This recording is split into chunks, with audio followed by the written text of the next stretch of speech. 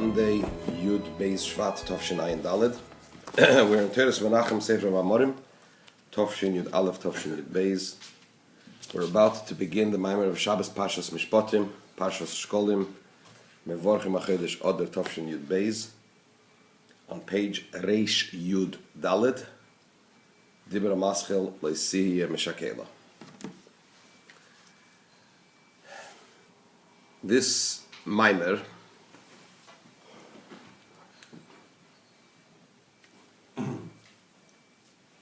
is a fundamental Mamar where the Rebbe discusses the idea of Avodas Hashem, the meaningfulness or the meaninglessness of a human being's service of Hashem. Of course, it is meaningful, and the Rebbe explains that at length in the context of the limitations of the human being in relation to Hashem's infiniteness. By way of introduction, I would like to read you a little section from a sefer called Yemei Melech, in chapter 22, where it talks about the Rebbe and the early days of his nesius, of his leadership, and specifically as it relates to this Mamar. And it says here as follows: in the Verbringen of Shabbos Pashas Mishpatim, Tovshin Yud Beis, the Rebbe said a Mamar which opens on the words Sihiye Meshakeiloh. Sihiye Meshakeiloh meaning there will be no woman who miscarries. I mean, the actual definition of the word Meshakeiloh means bereaved.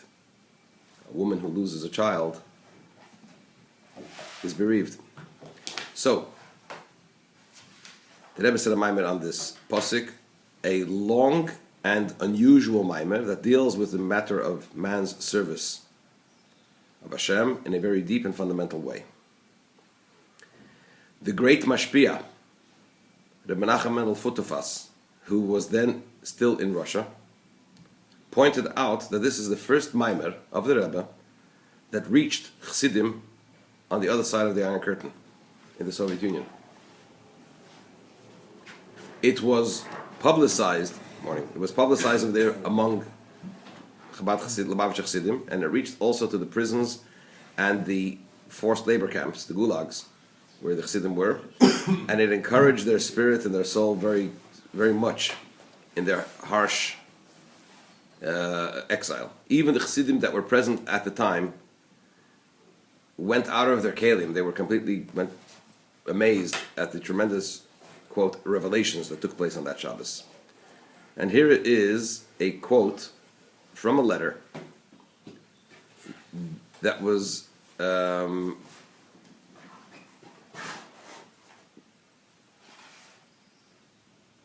this is a quote from a diary that was published in the Chabad magazine, and it says as follows: on Shabbos Pashas Mishpatim, there was the Mamar Sihiye Meshakeiloh. This was a Mamar without any introductions. Up until that point, the Rebbe would start with a Sicha, etc., etc. There was a Mamar in the middle of the Verbringen, right?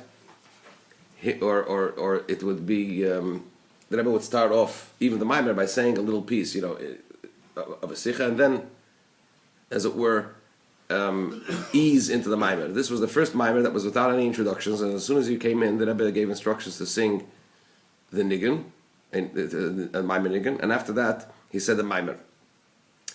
In this Mamar, the concept of miscarrying and barrenness was explained in the spiritual sense. He spoke about the satisfaction that one might have from love and fear of Hashem, and how the lack of satisfaction, which is a necessary component in serving Hashem, continuous serving Hashem, comes through contemplation and thinking about the idea that a person has limited days. And when the Rebbe spoke about this, he cried terribly. And when he spoke about that Hashem created a certain amount of days for each individual, it was shocking. It was frightening.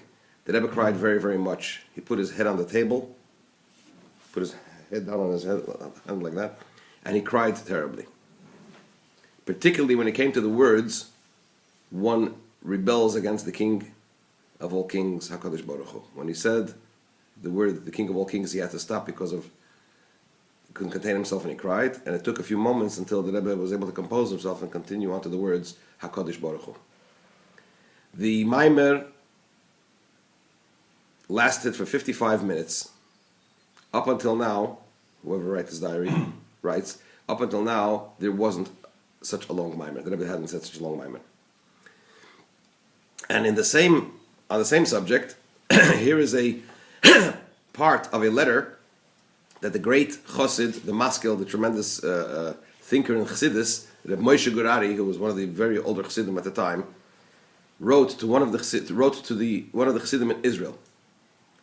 The date of his letter is Monday, Erev Rosh Chodesh Adar Tafshin Yud Beis, a couple of weeks after.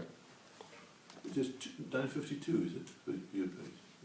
Sorry? Where's Yud Beis? 952. 1952.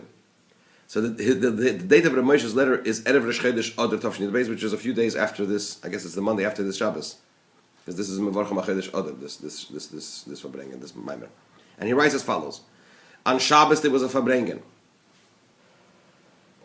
and he said there was a Mamar on the pasuk Sihiye Meshakeiloh Vakaro, it's Misprim Mechamali, in which the Rebbe spoke many words of avodah. There's two types of Mamarim. There's a Mamar which is a scholar, which explains deep concepts of Chassidus. But then there's a Mamar that focuses more on the man's service aspect of our relationship with Hashem. So this was an avodah dikem Mamar. The cryings were, the tremendous cryings of the Rebbe tore one's heart, even a heart of stone.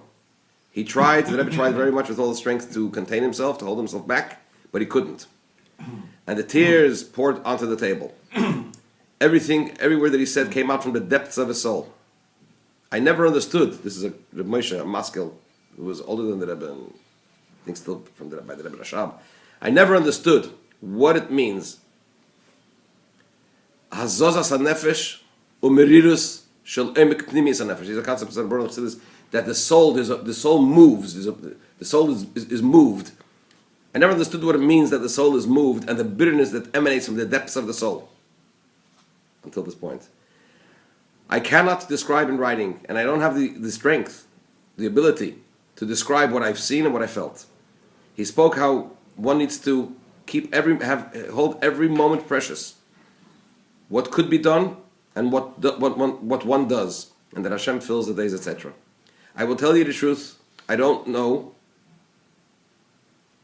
how to write what I heard, because the tears were so tremendous from the depths of his heart and soul, and we were so overwhelmed and so moved that I do not know exactly the words, but his intention was clear to me, that each and every moment, hour and day is precious. There will be an account, and the responsibility and the merit that we have.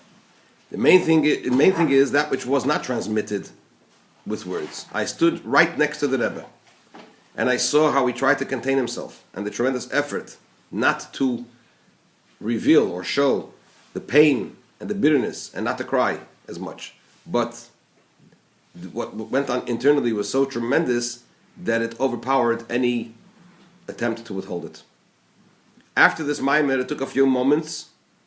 There was a number of moments that the Rebbe could not calm down and relax, and he kept on wiping away his tears.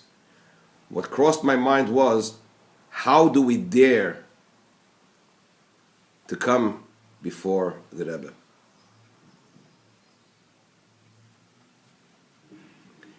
Particularly by the Rebbe, that every moment is reckoned, and we come to him with reasons and with promises that we will do, we did do, we give him excuses for the past, etc. I was ashamed in myself. I was mamish ashamed within myself. You should know that you are obligated to do everything that is put upon you. And if we will do this with an emes, with the truth, Hashem will help us that we shall be successful. And altogether we should serve in the purpose that we have to do. We should serve the godly intention for which we live and for which we exist. You that were here know how much the devotion of how much is the devotion of Anash of Chassidim who are mamish, totally bottled, nullified, and they fulfill his will. This is the secret. This is the foundation of success. Being bottled to the Rebbe, to listen to what he says, and great unity. And when we will do it, when we will work with truth, we will succeed with Hashem's help, and everything will be for merit, for kindness, and with mercy. And he says, and he signs his name. So this gives you a little bit of a flavor of what went on at that time in 770, in 1952, when this Mamar was being said. And now for the Mamar.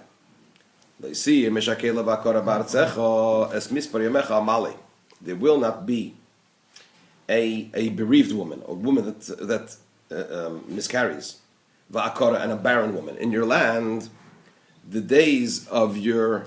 number of your days I will fill. Hinei mikra zeh. Now this verse, hu behemshech, comes in continuation to that which is written before this verse. What does it say there? These are psukim in Parshas Mishpatim. The preceding verse says, "And you shall serve Hashem your God, and He will bless your bread and your water, and I will remove illness from among you." And he continues to the verse that the Rebbe mentioned at the beginning of the Mamar. And through this, if we serve Hashem, etc., etc., then through this also there will not be a miscarrying or barren woman, etc. So the Rebbe says like this: in these verses, he mentions Havtoch, a promise al gimel inyanim, on the three aspects of the bona, chaya, umezayna, children, life, and sustenance. Shetihiye bohem, that in each one of these three there will be habrocha beribui ubahafloga beyeser. There will be the blessing in abundance, in great exaggeration, a tremendous amount. Where do we see the three aspects of bona, chaya, umezayna? Children, life, and sustenance. He will bless your bread and your water.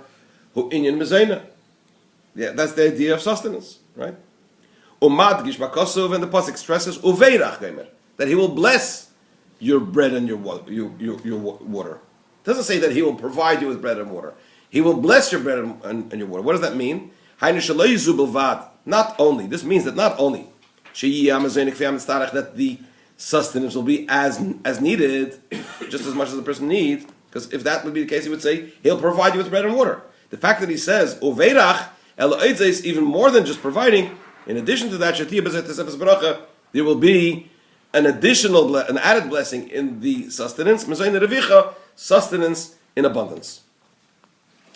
So this is the blessing for sustenance. The verse continues also in connection to life. The verse says, I will remove illness from among you. The Yisraelim is that not only will I remove illness from among you, says Hashem, as mispar yamecha amalei. He says also, I will fill the days of your life. What does that mean? Not only will we live healthily, but shehu inyan yichas yamim, we will live long. It's a blessing for long life. In connection to children, he says, Sihiye Meshakeiloh v'akora, there will not be a miscarrying woman or a barren woman. This is a blessing for the birth of children. Hashlila dakora, negating barrenness, va'akiyum shalem, and also giving them existence. Hashlila the Meshakeiloh, the negation of miscarrying. Ube'ofen, in a manner that the children will be born in such a way, she is kaim erech yamim, that they will continue to exist and live for long days, for long life. Gam le'esik nasi, also when the person is old. Why? Because when we say the expression Meshakeiloh, miscarrying, as I mentioned before, Meshakeiloh also means bereavement. So as we find by Yaakov, by Jacob, Shegam le'esik nasi also.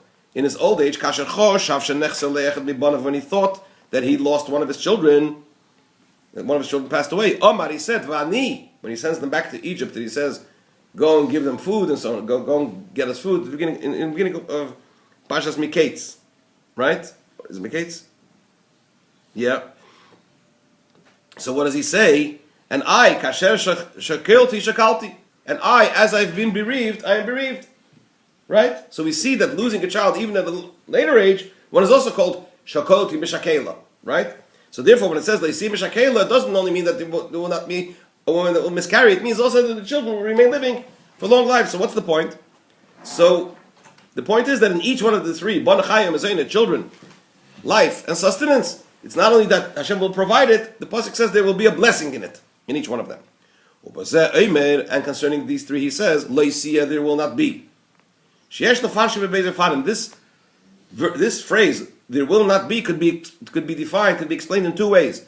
Belashon tzivui, from the expression of commandment, I command you that there should not be Meshakeiloh v'akara, and so on and so forth. Or belashon avtacha, and also from the expression of a promise. Matzinu, as we find in a number of places. Hainu, what does that mean? Tzivui, an instruction, shaloiti Meshakeiloh v'akara. Es tornit zayin Meshakeiloh v'akara. It's an instruction that it is not allowed. It's prohibited for there to be a miscarrying and barren woman. The haftacha, and also a promise, shaloiti Meshakeiloh v'akara. Es vetnit zayin Meshakeiloh v'akara. There will not be a barren or miscarrying woman. Hainu shekasher. The basis I told you. What does it mean? How does it mean? What does it mean? An instruction? You're commanded that there shouldn't be. It means to say as follows: when a person does hatoli by what is dependent upon him, he does what he can to ensure that there is no barren or there's no miscarrying or barrenness. Then Hashem also promises him that if a person does what he can, that to avoid these situations, Hashem promises him that indeed that's the way it'll be. We'll stop over here. We'll continue tomorrow.